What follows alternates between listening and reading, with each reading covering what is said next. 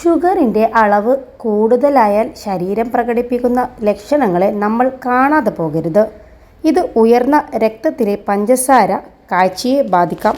ശരീരത്തെ കാണിക്കുന്ന ചില പ്രത്യേക ലക്ഷണങ്ങൾ കാണാതെ പോകരുത്. ഇത് ഷുഗറിൻ്റെ അളവ് കൂടിയതുകൊണ്ട് ആയിരിക്കാം. രക്തത്തിൽ പഞ്ചസാരയുടെ അളവ് കൂടുന്ന രോഗാവസ്ഥയാണ് പ്രമേഹം എന്ന് പറയുന്നത്. രക്തത്തിലെ പഞ്ചസാരയുടെ അളവ് കൂടുന്നത് ഹൃദ്രോഗം, ഡയബറ്റിക് റെറ്റിനോപ്പതി എന്നിവയ്ക്ക് കാരണമാകും. അതിനാൽ രക്തത്തിലെ പഞ്ചസാര നിയന്ത്രിക്കേണ്ടത് പ്രധാനമായ ഒരു കാര്യം തന്നെയാണ്. ഉയർന്ന ബ്ലഡ് ഷുഗറിൻ്റെ ചില പ്രധാനപ്പെട്ട ലക്ഷണങ്ങൾ എന്തൊക്കെയാണെന്ന് അറിയാം. ഒന്നാമത്തെ ലക്ഷണം ഉയർന്ന രക്തത്തിലെ പഞ്ചസാര ഹൈപ്പർ ഗ്ലൈസീമിയ എന്ന് പറയുന്നു.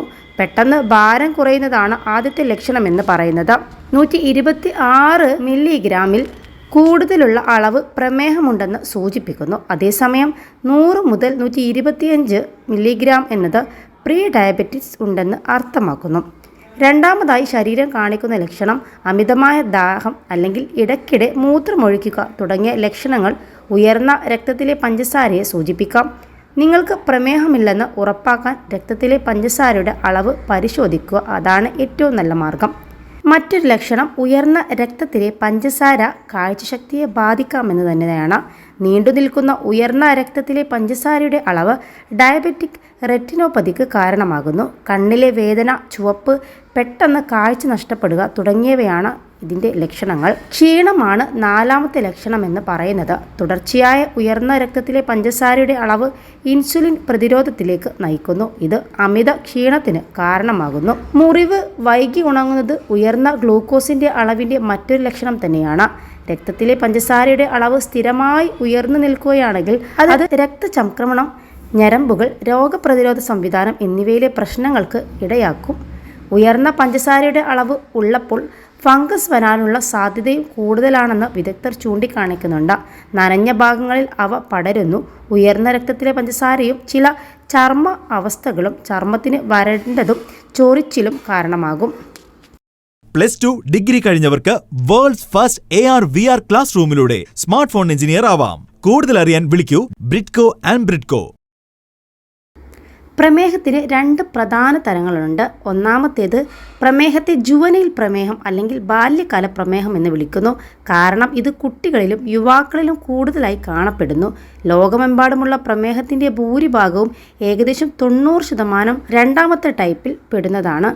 ഇത് 20 മുതൽ 80 വയസ്സുവരെയുള്ള ആളുകളെ ബാധിക്കുന്നു എന്നതാണ് പഠനങ്ങൾ പറയുന്നത്.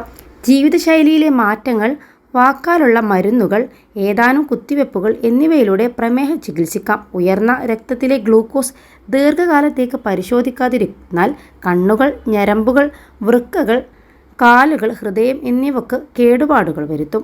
ആരോഗ്യപരമായ ജീവിതശൈലി പിന്തുടരുന്നതിനും കൃത്യസമയത്ത് മരുന്നുകൾ കഴിക്കുന്നതിനും എന്തെങ്കിലും സങ്കീർണതകൾ കണ്ടെത്തുന്നതിനും പതിവായി പരിശോധനകൾ നടത്തുന്നതിലും പ്രമേഹത്തിന് ആജീവനാന്ത പ്രതിബദ്ധത ആവശ്യമാണ്. യുവാക്കളിൽ ഈ പ്രമേഹം കൂടുതലായി കാണപ്പെടാനുള്ള ഒന്നാമത്തെ കാരണം വ്യായാമക്കുറവും അമിതവണ്ണവുമാണ്.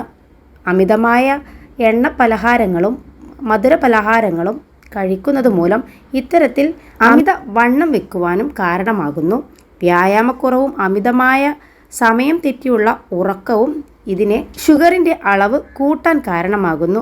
മറ്റൊരു കാരണം ജനിതകമായി വരുന്ന അവസ്ഥയാണ്. പാരമ്പര്യമായും ഇത്തരം സാഹചര്യങ്ങൾ വന്നേക്കാം. ഇതിനായി സാധാരണ ഭാരം നിലനിർത്തലാണ് ഏറ്റവും നല്ല മാർഗം. വ്യായാമങ്ങൾ പതിവാക്കുക, അതുപോലെ തന്നെ ആരോഗ്യകരമായ ഭക്ഷണക്രമവും പ്രധാനം തന്നെ. 21 ലക്ഷത്തോളം സന്തുഷ്ടരായ ഉപഭോക്താക്കളും 2 ലക്ഷത്തോളം തിമിര ശസ്ത്രക്രിയകളും പൂർത്തിയാക്കിയ മലബാറിലെ ഏക കണ്ണാശുപത്രി Al Salama eye hospital, hospital road, Perinthalmanna. ശാരീരിക വ്യായാമക്കുറവ് പതിവായ വ്യായാമശീലമില്ലാത്ത ആളുകളിൽ പ്രമേഹ സാധ്യത വർദ്ധിക്കാനും കാരണമാകുന്നു. അതുകൊണ്ട് തന്നെ യുവാക്കളിൽ ഇത് കൂടുതലും കാണപ്പെടാനുള്ള സാഹചര്യവും കൂടുതലാണ്.